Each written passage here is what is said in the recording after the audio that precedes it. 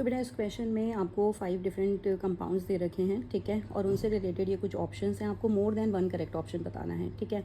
तो option A क्या देता है आपको, ये कहता है कि acidity of the compound 1 is due to the delocalization of conjugate base. बिल्कुल सही है।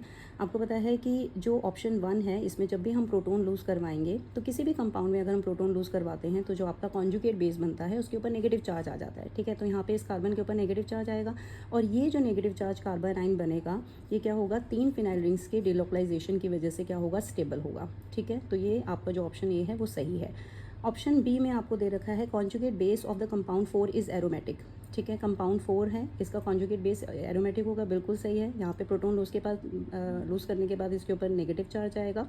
नेगेटिव चार्ज आते ही यहाँ पे इसके अंदर एरोमेटिसिटी आ जाएगी, ठीक है। अभी आप देख सकते हो यहाँ पे सारे एटम्स एक ही प्लेन में नहीं हैं, ठीक है, ये डिफरेंट हाइब्रिडाइजेशन पे हैं। बट जैसे ही ये प्रोटोन लूज़ करेगा तो यहाँ पे आपका प्लानर भी हो जाएगा, तो ये एरोमेटिसिटी एक्वायर कर लेगा। तो बी ऑप्शन बिल्कुल सही है। सी देख लेते हैं। सी में आपको बोला है कि जो कंपाउंड 2 है इसकी एसिडिक नेचर NO2 लगाते ही बढ़ जाएगी, बिल्कुल सही है। NO2 अगर आप लगाओगे तो ये कैसा होता है, इलेक्ट्रॉन विड्रॉइंग ग्रुप होता है।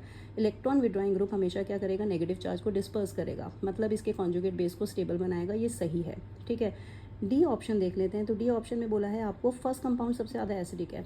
फर्स्ट आपका एसिडिक नहीं हो सकता बेटा, सबसे ज़्यादा एसिडिक आपका फोर्थ होगा। वाई, क्योंकि फोर्थ जो कंपाउंड है वो आपका पहले एरोमेटिक नहीं है, ठीक है, वो बाद में एरोमेटिक बन रहा है, मतलब ये एरोमेटिसिटी एक्वायर कर रहा है, तो ये जल्दी से चाहेगा कि मैं अपना प्रोटोन लूज़ करूँ, ठीक है। तो ये आपका fourth should be the most acidic, तो डी ऑप्शन आपका रॉन्ग है। So A, B, C are the correct options.